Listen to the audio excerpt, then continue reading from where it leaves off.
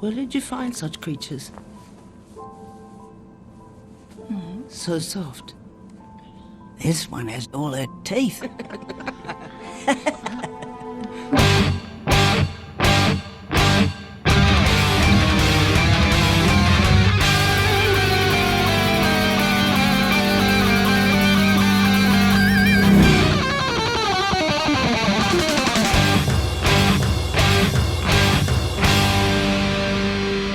Welcome to the Mad Max Minute. We can't wait for you to see Mad Max Fury Road 1 minute at a time. I'm Rick. And I'm Julia. And today we're talking about minute 81, which begins with Furiosa vouching for Max and Nux, and it ends with the Vuvalini delivering some bad news. They may never make fetch happen, but they're here nonetheless to help us wrap up the week. It's Liz Whitaker and Alyson Grimm from the Mean Girls Minute. From these episodes of Mad Max Minute. And nothing else.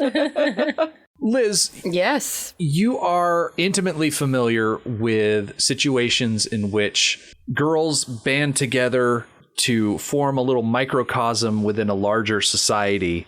I know that the Wasteland is not anything like North Shore High School, and the Vuvalini are probably nothing like the Plastics, but if the Vuvalini were dropped into North Shore High, what are some of the things you think they would put in their burn book? Oh, okay. Alyson, you are free to join in on this because you were also on a lot of episodes of the Mean Girls Minute, so much so that I'm just lumping you in there with the...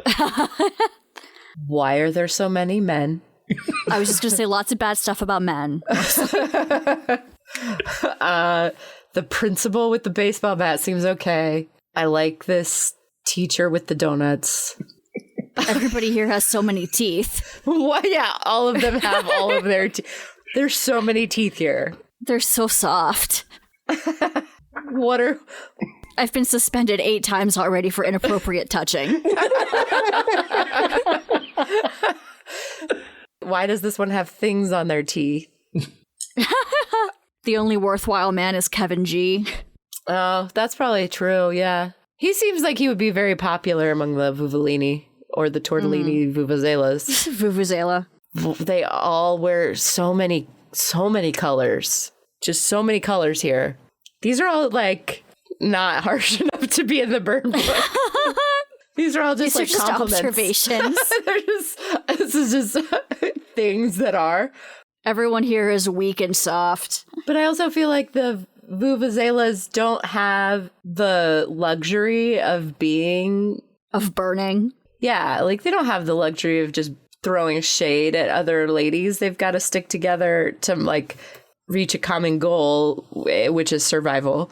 And so when you're out in the wastelands, you know, standing on derelict power line tower thingies, you don't have time to be calling people fugly sluts. Do you think any of the Mean Girls could survive in this wasteland? Hells nah. Really? Maybe Karen. Karen might do okay. They would adopt Karen and, like, take care of her. And maybe it's like Karen's home planet. Karen's the one with the boobs, right? Yes, Yeah. the weather predicting boobs. The weather Yeah, predicting the ones boobs. that predict the weather, yeah. She could just hang out with Toast and they can just be all about their boobs together.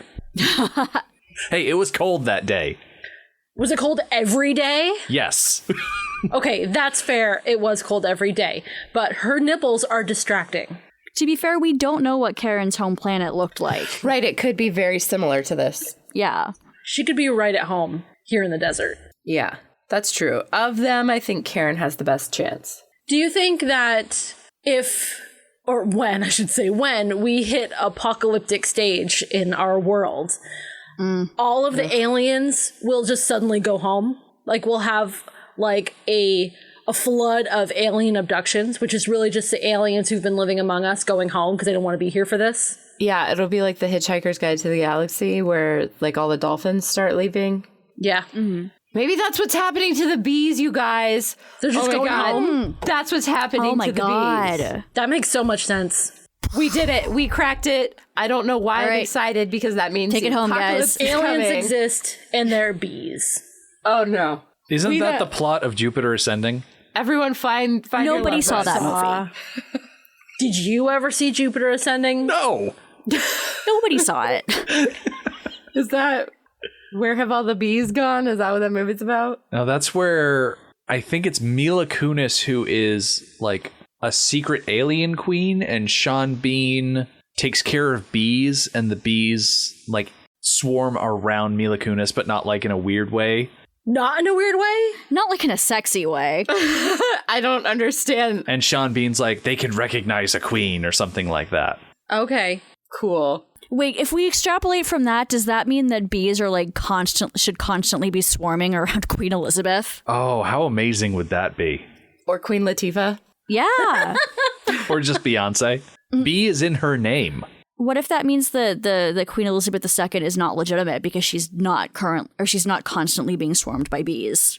Ooh, that's dangerous talk. All right, well, it's been nice knowing you guys. I'm about to be taken out. MI6 is gonna come knock at your door. Yeah.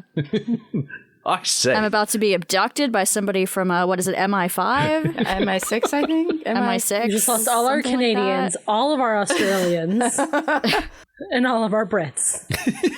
Just alienating everybody today. Everyone from Indiana, because Alyson said, and Illinois. All of your Midwesterners. Look, I come from Pennsylvania. It sucks. I can't say anything about anybody else's state. We need someone like Furiosa to vouch for us, to look at everybody and say, it's okay, they're reliable, they helped us get here. I love that she calls them reliable, because that intimates that they don't like men because they're not reliable. Like, the Vuvalini's problem with men is that they're flaky. Fair. The Vuvalini built their society around men who hit it and quit it. All of those bog walkers that we talked about back when we were going through the creepy night place with the crows, we were talking about how the way that the Vuvalini got more Vuvalini is that they would go to these guys, the guys would hit it and quit it, and when they left the green place, the bog walkers stayed behind. I got the impression that it was the women who were hitting it and quitting it. Well, people were hitting and others were quitting. It makes a difference which way it is. I was just trying to wrap it into the minute. If the Vuvalini are going there and then getting what they want and leaving, I believe they would be the ones hitting and quitting. Yeah.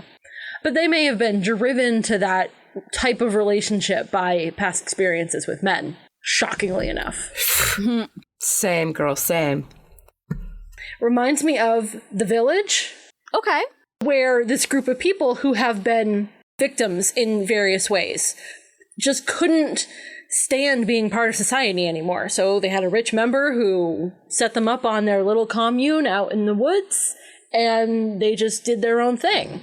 So based on their own experiences, they set up a society that served their own very specific needs. And that's what the Vuvalini did. Not the worst idea. I feel like that movie gets a bad rap. I agree. I love that movie. It's good. Yeah, I like it.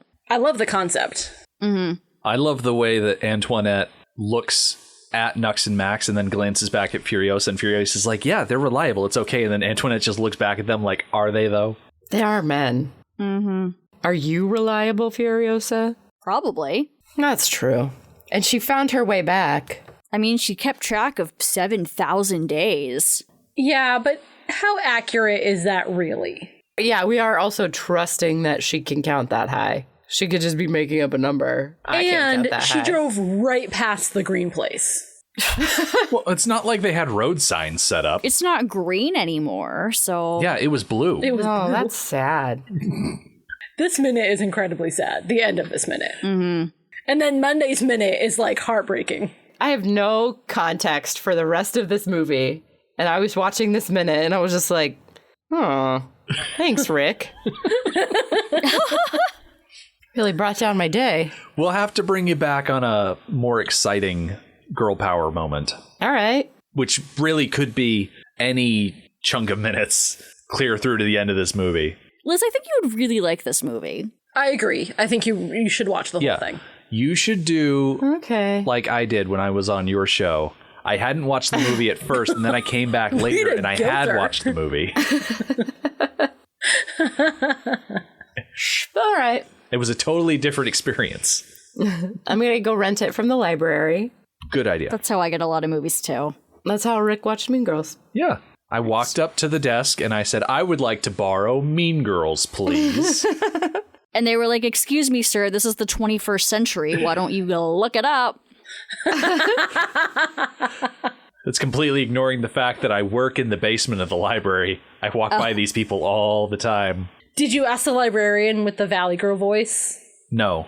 Come on. There's a librarian that works in Rick's library who, like, totally, she's an older woman, like, you know, maybe the age of the Vuvalini, and she talks like a Valley Girl. Really? That's amazing. Huh. Now, I don't know where she sits now because it's been a while, but when I was going to school there, she sat under the stairs, you know, that, like, desk nook. Like Harry Potter? That sat under the stairs. Yeah, like Harry Potter. Yeah.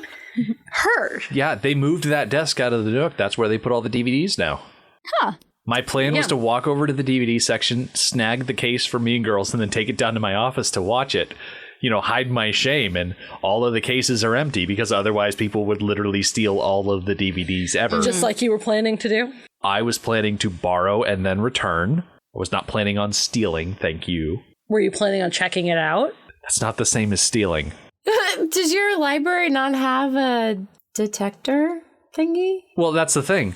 I work in the I work in the library. Well, if he works there, he can probably get around it. Yeah. Oh, okay. Yeah. Sorry. I wouldn't have to bring it outside. Yeah, They wouldn't have to leave the building. That's the thing. The employee is coming from inside the building. Oh, all right. That's my secret, Cap. I'm always in the building. You could just bring it back to your desk and watch it at work. Yeah. When I went on Mean Girls Minute the first time, I hadn't seen it in a long time, and I just rented it on Amazon and watched it on my phone at work. It's the best way to consume any movie is on your phone. Yeah, I agree. Just like, it's just what David Lynch would have wanted. It's how I watched Face Off for the first time in a decade, just like John Woo intended. I saw Face Off at a drive-in when it came out, which I think is the best way to see any and all movies, and I miss having access to a drive-in. Come to Indianapolis. I'll take you. Okay. We'll go on a date. Oh, we can make out in the back of your mom's car. That is literally possible because I'm driving my mom's car right now. We can literally do that. Yes. We had a drive-in in the town where I grew up, and it had 3 screens. So it was pretty great if you like wanted to see a movie that was on one screen and then like hop over to the next one, because they tried to like start the second movies around the same time. That's how I saw a lot of R-rated movies as a child. All right. We cut back from Furiosa and the other Vuvalini to watch Toast, the other wives, Nux. They're all coming forward to meet everybody. Max, on the other hand, sits back down. You know, he doesn't need to be part of the meet and greet ice cream social situation. He's content to just wait in the car. Which is how I didn't realize he was there. Also, he should wait in the car. That's right. Oh, Oswin disagrees. Like Max. She heard me say the word where he should wait. And now she wants to go to there. I see. Because it's her favorite. I see. Hi. So while you guys are watching Game of Thrones, I will be driving my dog around the city for a little bit. Get in, loser. Mm-hmm. You should teach Oswin to respond to that whenever you take her out. Like, that's what her command should be. Get in, loser. We're going shopping. Get in, loser. We're going to get a Frosty because my throat still hurts. So while everyone is walking away from the war rig to get to know everybody, we might as well meet another one of the Vuvalini. This time we are meeting Melita Jurisic. She is Croatian-born. I do not know what year because none of the websites I checked had the good sense to put that on there. But at age 5, her family emigrated from Croatia to Australia. She studied drama in Melbourne. And in 1981, she got her first television role on an episode of I Can Jump Puddles. Jurisic has an extensive stage career that dwarfs her film career, and she's had other television roles. She was in the film 12th Night, which I mentioned back on Wednesday. She was on a 12-episode run of The Flying Doctors, and she played the titular role in the movie The Tale of Ruby Rose in 1987. Speaking of her films, her top 4 on IMDb include this movie, The Tale of Ruby Rose in 1987, the TV show Something in the Air in 2000, and also the show Blue Heelers in 2001. The second movie in that 4 that I mentioned, The Tale of Ruby Rose, should sound familiar to our longtime listeners because it is one of the movies that Rod Zuanek was in. Rod Zuanek, of course, played Screwloose back in Mad Max Beyond Thunderdome, and The Tale of Ruby Rose also features Sheila Florence as the grandmother character. She played Mae Swayze back in the original Mad Max in 1979. So The Tale of Ruby Rose almost bridges all 4 Mad Max movies, but it falls short because the movie only has 13 characters, and none of those 13 were featured in Road Warrior. I'll bet you if we dig deep enough, we can find a crew member who worked on both movies. Okay. Side note, Rick, you were describing to me earlier The Tale of Ruby Rose, and it's awfully close to the movie Nell. Okay. It's the same, like, premise. I'll take your word for it. Okay. You've never seen Nell? I don't think so. Have either of you ladies seen Nell? I've never seen Nell. Yes, I think I actually have seen Nell. But also, if you ever have Rob Lumley on, don't mention Nell. Why? Well, now I want to. Well, now we have Because then to he'll know. start, like, doing a Nell bit. It's a thing. That sounds like Rob. Yeah. Nobody That wants checks it. Nobody wants it. Okay. Nobody wants it, but it will go on for hours. Yeah, that's just a warning. So it's a good thing you mentioned Nell now, so I can do this bit about Rob being Yeah. doing an annoying Have we bit. dunked on Rob on like every single podcast we've appeared on together? It's our brand. We love you, Rob. Thank you for bringing us together. Aside from acting, Melita Jurisic is also the lead singer for a band called, and bear with me because I am definitely going to say this wrong, Metalicy. Okay, so it's Metalicy with a upward facing accent and then another E. So it could be Metalicy.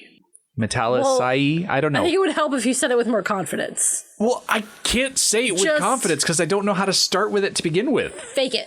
Yeah, I got Metamucil out of your spelling. Metamucil. Just call it Metamucil, it's fine. Yeah, it might as well be that because it is some weird stuff. It's not quite heavy metal like the name would imply. Mm-hmm. It's not easy listening. It's sort of trancey. Oh. I would call it trance metal. Yeah. You should send me the name because that sounds interesting. Just Yeah. Google Metamucil. I think we'll definitely grab something off YouTube and put it up on the listener page. Oh, definitely. Yeah. I love that kind of weird music. I know what we'll be listening to on our journey in the car. Oh, I said it again. I was trying to avoid Dang the it, Liz. keywords. Enough with the C words. All day you've just been. So getting back into the minute, back on track, the wives and the Vuvalini come at each other from either side and they meet up in the middle. You've got Jillian who takes Cheeto's hands and she's commenting about, oh, where did you find such creatures? They're so soft. And we pan over to find that the Keeper of the Seeds, Melissa Jaffer, is opening the Dag's mouth and shoving her fingers inside to inspect her. God, what do you think those fingers smell like? Leather and gunpowder, probably. I'm sure those teeth don't smell great either. Yeah. They've probably all just lost their sense of smell, like out of self-preservation. Yeah. Their context is completely different now. I would do so bad in the past. I sometimes think about like my survival in a post-apocalyptic environment and like my eyesight's real bad and I'm just like I'm kind of a mess. You would be like that guy in the Twilight Zone. Your glasses would break and you'd be like, oh, there was time now. That's why I have multiple pairs of glasses. Well, yeah, but sure. If the apocalypse happens when I'm away from home, I've got one pair of contacts that's the same brand I've been wearing since 1995. So they're like, not forever contacts. And I have super bad allergies. I basically run on prescription medication. Like, I'm just going to die immediately following the apocalypse. That kind of sounds like when Julia talks about the apocalypse. Yeah, I don't want to live like this.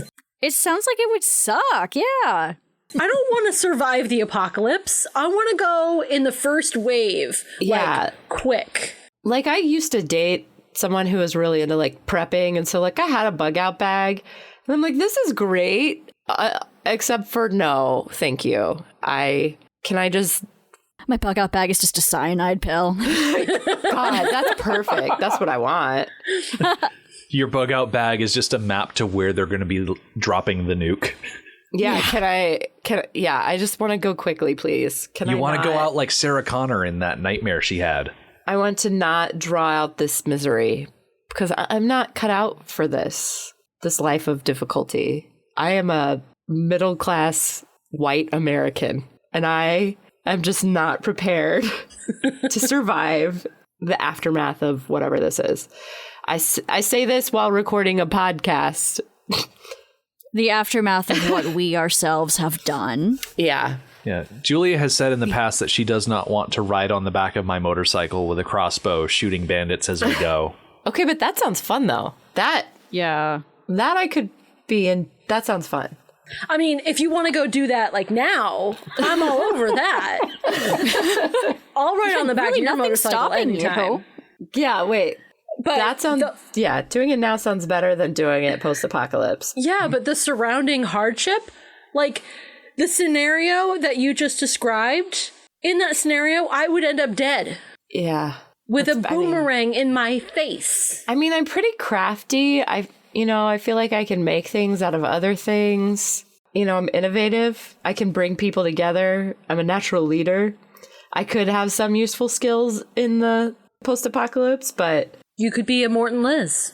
But I could also just be like dead and not care. Which is really preferable. I've said it multiple times in the past. I would love to run a Thunderdome. Oh, jeez. I don't actually know what a Thunderdome is, but it doesn't sound like a thing that I'm like into. It's a fighting arena to the death. You want to run it like you want to be the owner of the Thunderdome? Yeah. You want to be the proprietor? Is this where like people fight other people? Yes. Yeah. For entertainment? There's an entire Mad Max movie about it. One man leaves. Yeah, to settle disputes. No, not primarily. Into it. Secondarily, it's to entertain, but primarily to settle disputes. Yeah. Yeah, no, I have their, strong issues against that. It's their form of justice. I don't like that at all. I would not do well in the apocalypse, I think. You should see the outfit, though. The chainmail dress. You could sew all that, Liz. I do like leather. Oh. Apparently, so does Toast, because as Antoinette is walking around Toast, she holds out her hand to, like, I don't know what she's doing. She's, like, either picking at the jacket or trying to touch the bandolier, and Antoinette swats at her hand, and then they, like, giggle about it. Yeah, that was cute. Yeah, I thought it was the bandolier, because Toast is all of a sudden all about ammo. She found a passion that she didn't know she had for firearms and ammunition. So she's trying to count the bullets, because she was told earlier to count the bullets. I can only count things when I touch them, so maybe I'm Toast, not Cheeto. Toast would be a better person to be, although I don't really like her very much, but Cheeto is completely useless, so Toast is at least useful. All right, well, I'm into ammunition. I can't count things without touching them. Toast it is. Yeah. I think you're useful, yeah. And she's got nipples for days. And you do have nipples for days. Thank you, Alyson. Toast. Settled. So it's Toast in the dag. Toast in the dag. Toast in the dag. That's perfect. Drive Time Radio. Anyway, everyone's feeling good. This is light. Everyone's getting together, and Furiosa's like, oh, we're having fun. I'm having fun. I can't wait to see the green place. But she doesn't say the green place. She says, I can't wait for them to see it. And Melissa, the keeper of the seeds, she turns around. She's like, see? See what? And Furiosa's like, the movie It with the clown. Right? That's what she was talking about. well, yeah. Okay. Sorry. What's heartbreaking about this minute is from second 40 out to second 60, the last 20 seconds of this minute is just a slow crumbling as Furiosa suddenly realizes that not everything is as okay, that her plan isn't quite as flawless as she originally thought, and her demeanor drops like a stone. Mm-hmm. I think Smash Mouth said it best when they said the hits start coming and they don't stop coming. Because it is just one thing after another. Furiosa's like, the green place, and Joy comes in, and she's like, but if you came from the west, you already been there. And it's the Dag who comes into frame, and she's like, oh, the crows, the creepy place with all the crows. And then Furiosa's like, dang. I still wonder what that place looks like in the daytime. Yeah. Because everything looks creepy at night. The Vuvalini, each in turn, they talk about how the soil, they had to get out, they had no water, and they keep going in Monday's Minute. They're just going to keep listing off the different reasons that they had to get out, that they couldn't stay put. And the reason why they're out here in the desert next to this bait tower instead of living it up in the green place. Because you think if you have a green place, you would stay in the green place. Be in the green place. Yeah. And it's interesting that Furiosa didn't think ahead of time, well, why is everybody hanging out here? Well, this could have just been like the sentry line if they're like protecting the green place. If she didn't realize she hadn't passed it yet. Just over that hill. Perhaps, yeah. Just at a view. Yeah. You climb to the top of that dune and you see an oasis at the bottom in the valley. That's probably the guard what she tower. expected. Yeah. I could see that being the case. Like, there's a band of them that go out every day fishing for raiders. And then just a little bit further on, that's where everybody else is. I like that idea. Yeah. It's very similar to, there's a Star Wars novel called Phasma about, Captain Phasma's backstory. And it's very like Mad Maxy. It's set in a desert planet. Well, the planet's had an apocalypse and become desert-like. There's a Thunderdome. The big woman. Yes, the big woman. There's a big woman. There's a Thunderdome scene. Well, if there's a murder pit, then we absolutely need to get this book. Yeah. Yeah. No, it's I'm thinking, it's very much like this Phasma basically just lived through Mad Max, the Mad Max franchise. That's why she is the way she is. That's very interesting. I want to read that, I think. Yeah. Yeah, I do What's it too. called? It's good. It's just called Phasma. Okay. I did hear that one was really good. It's by Delilah S. Dawson. Why do I know that fact and I can't complete a sentence? I don't know. We do not choose facts. Facts choose us. Oh, that's probably it. Okay. Oh, I'm doomed.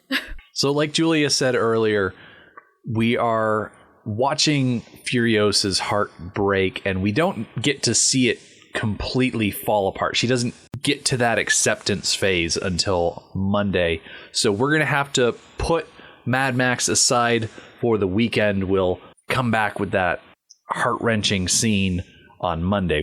In the meantime, Liz and Alyson, is there anything you want to plug here at the end of the week?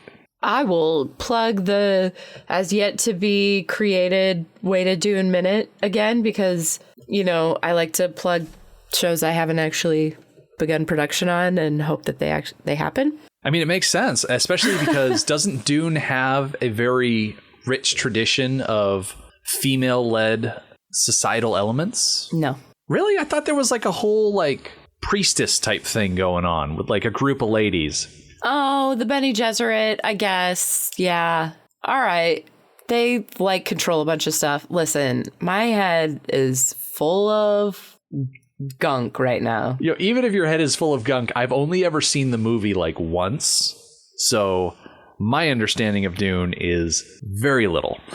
Yeah, the Bene Gesserit, their scope of power is limited and their power is not real. Yeah.